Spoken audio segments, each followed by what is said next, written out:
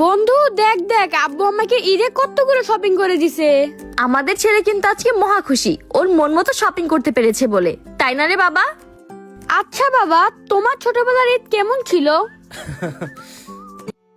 আমার বাবা আমাদের নতুন নতুন জামা কিনে দিত। নতুন জামা পেয়ে আমরা ভাই বোনেরা অনেক খুশি হয়ে যেতাম আর সারা দিন ঘুরে বেড়াতাম।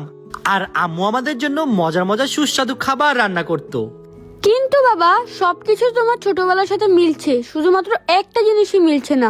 সেটা হলো তুমি ঈদে আমাদের সবাইকে কত কিছু কিনে দাও, কিন্তু তুমি কিছু কিনো না, এমন কেন? জীবন এইদিকে আয়, এই ভিডিওটা দেখ, এটাই কারণ। কই দেখি দেখি। দেখো,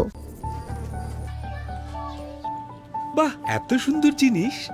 আব্বু যখন বাড়ি আসবে তখন তুমি নিজেই দিও, কেমন? মন খারাপ করো না একদম।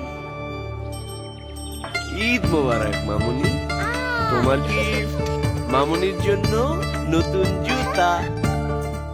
দেখেছো মামুনি, এবার ঈদেও তোমার আব্বু নিজের জন্য কিচ্ছু কিনে। কিন্তু আমার কাছে আব্বুর জন্য একটা জিনিস আছে। এই যে আব্বু, তোমার ঈদ গিফট। ভালোবাসায় ভরপুর হোক আপনার ঈদ। ঈদ মোবারক। ইমো। বাবা একটু আসতেছি। ব্যাংক?